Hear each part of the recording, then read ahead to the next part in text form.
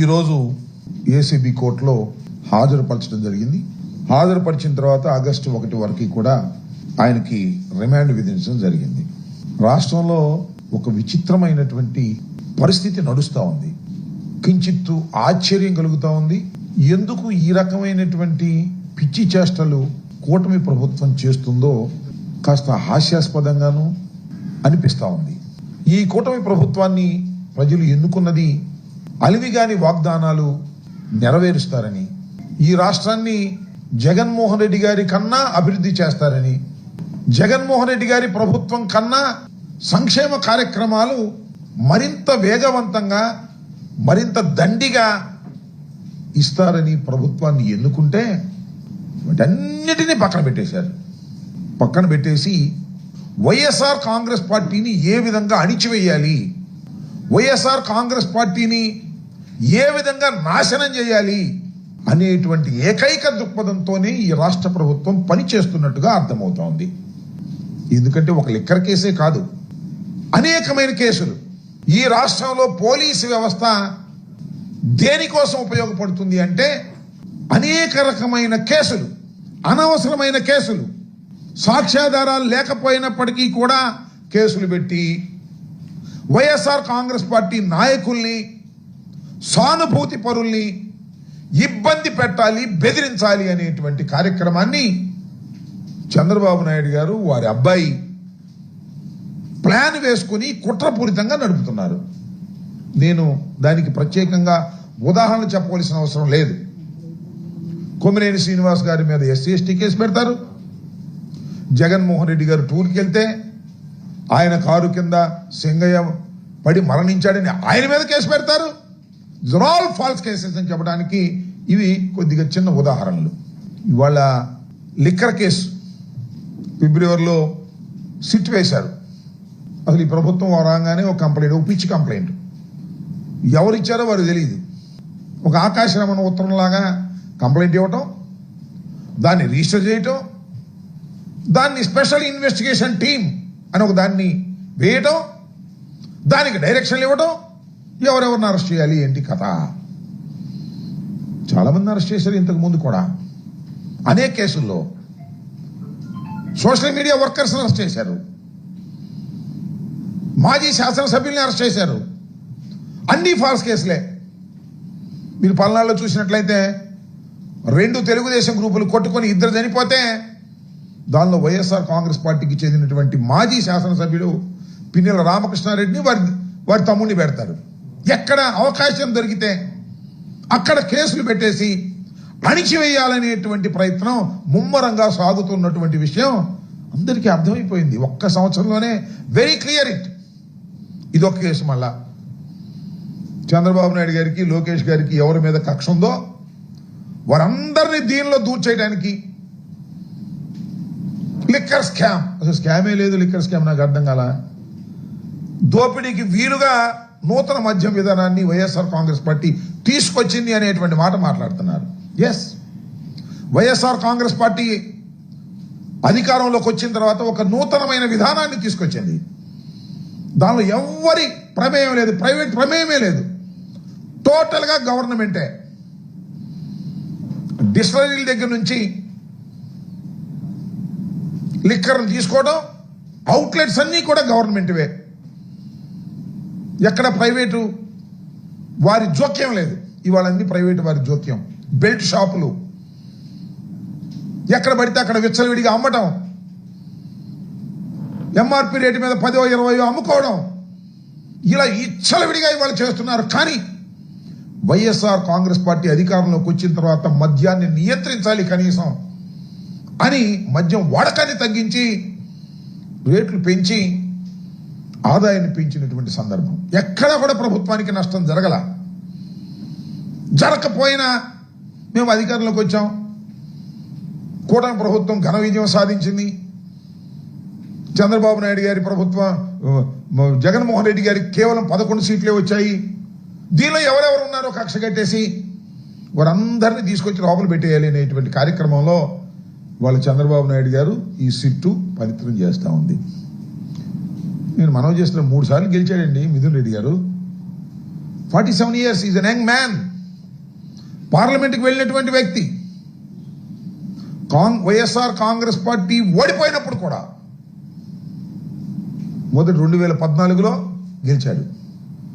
మొన్న 4 సీట్లు వచ్చినప్పుడు కూడా పార్లమెంట్కి ఎన్నికైనటువంటి వ్యక్తి. రాజకీయ కుటుంబం నేపథ్యం ఉన్నటువంటి వ్యక్తి. పెద్దిరెడ్డి రామచంద్రారెడ్డి గారు చంద్రబాబు నాయుడు గారితో సమకాలికుడు. అది కూడా ఒక కక్షే. ఎందుకంటే చంద్రబాబు నాయుడు గారికి ఆయనకి కాలేజీ లెవెల్ నుంచి పడదట. ఆ కక్ష కాంగ్రెస్ పార్టీలో ఉన్నాడు పెద్దిరెడ్డి గారు, వైఎస్ఆర్ కాంగ్రెస్ పార్టీలో ఉన్నాడు. ఒకే జిల్లాకు చెందినటువంటి వ్యక్తి. ఆ కుటుంబం మీద కక్ష పెట్టారు. సందులో సడేమి ఇతను కూడా రోజు లోపలేసేద్దాం. జగన్మోహన్ రెడ్డి గారికి సన్నిహితంగా ఉంటున్నాడు. ఢిల్లీ రాజకీయాల్లో జగన్మోహన్ రెడ్డి గారికి తోడుగా ఉంటున్నాడు.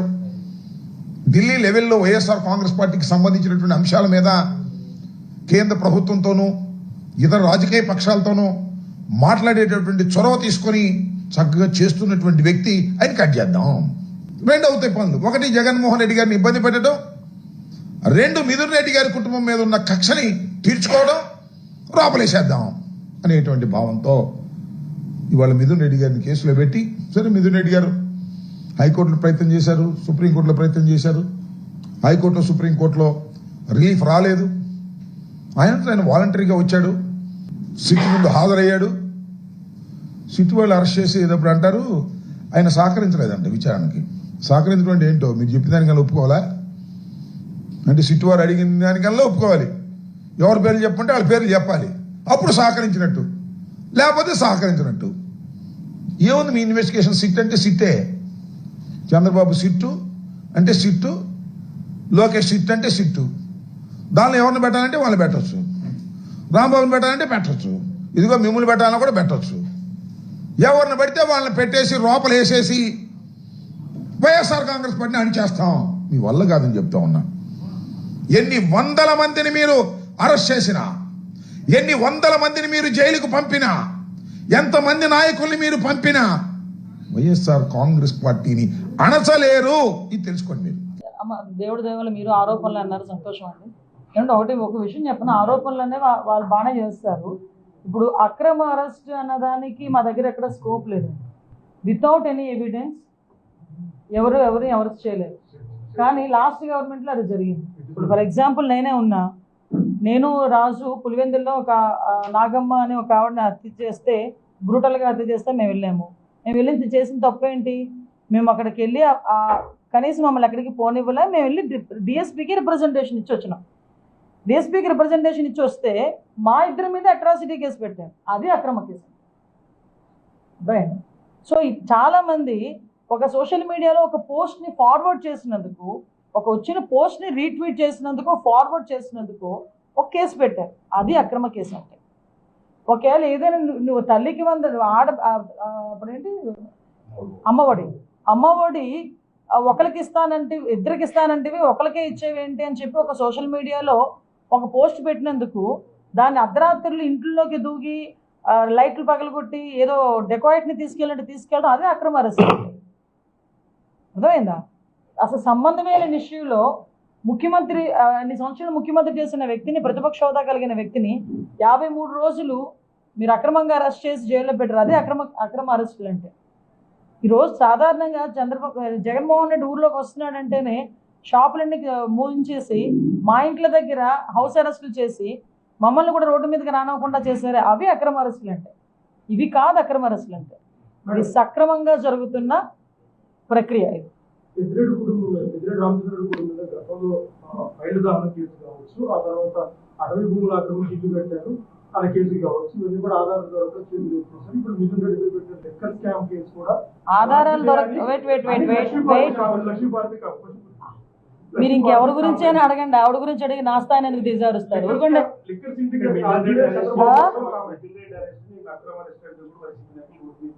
ఏంటంటే సారీ, మిథున్ రెడ్డి అరెస్ట్ అది అక్రమ అరెస్టు సక్రమ అరెస్టు కోర్టులు చెప్తాయండి. ఒక ఎంపీని అరెస్ట్ చేయడం అనేది it's not a easy thing. ఎన్నో ఎవిడెన్స్లు ఉండి పక్కా ఎవిడెన్స్లు ఉంటేనే కానీ ఒక ఎంపీని అరెస్ట్ చేయలేం. ఈరోజు నాలాంటి దాన్నో మీలాంటి దాన్నో తీసుకొచ్చి ప్రతిపక్షంలో ఉన్నప్పుడు ఎలాగోలాగ చేసేయచ్చు, ఏదైనా కేసు పెట్టవచ్చు. కానీ ఒక ఎంపీ మీద మేము అరెస్ట్ చూపించారు అనేటప్పుడు వితౌట్ ఎనీ ఎవిడెన్స్ చేయకూడదు అలా ఏమి రూల్ ఏం లేదు. వితౌట్ ఎవిడెన్స్ ఉంటేనే మేము చేస్తాం, ఎవిడెన్స్తోనే చేశారు. కాబట్టి అవన్నీ అక్రమమా సక్రమా అని కోర్టులు తెలుస్తాయి, కోర్టులో తెలుసుకోండి. దానికి ఎందుకు ఇక్కడికి వచ్చి గగ్గోలు పెట్టడం? సారీ ఏమండి, రాష్ట్ర ప్రభుత్వం అండి, ఇక్కడ ఎన్డీఏ కూటమి అండి. వితౌట్ ఎనీ ప్రికాషన్స్ అవన్నీ తీసుకోకుండానే ఎవరు చేయరు కదా, యాజ్ పర్ రూల్. ఈరోజు అన్ని రిమాండ్ ఇచ్చారంటేనే, కోర్టు రిమాండ్ ఇచ్చిందంటే కోర్టు ఆదేశాలను గౌరవించాలి. మనం కోర్టు ఆదేశాలను గౌరవించాలి అనుకుంటే కోర్టు అన్ని సక్రమంగా ఉంటేనే కదా, వాళ్ళ ఫైలింగ్ అంతా సక్రమంగా ఉంటేనే కదా రిమాండ్ కూడా ఇచ్చేది. కొన్ని సందర్భాల్లో కొన్ని ఇష్యూస్లో ఎంత నిజంగా నేరస్తుడైనా కూడా అక్కడికి వెళ్ళేసరికి కోర్టుకి సరైన ఆధారాలు సబ్మిట్ చేయకపోతే వాళ్ళు రిమాండ్ కూడా ఇవ్వరు. అది కోర్టుకున్న రూల్.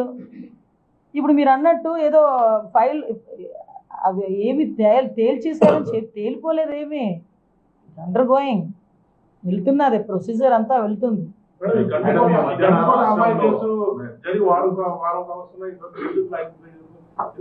లేదు అది కొంచెం యాక్చువల్గా దాని మీద ఇమీడియట్గా ఆ రోజు వెంటనే ఎవరైతే అబ్బాయి ఉన్నాడో అది కొంచెం మిస్టీరియస్గానే ఉంది. But just 1-2 days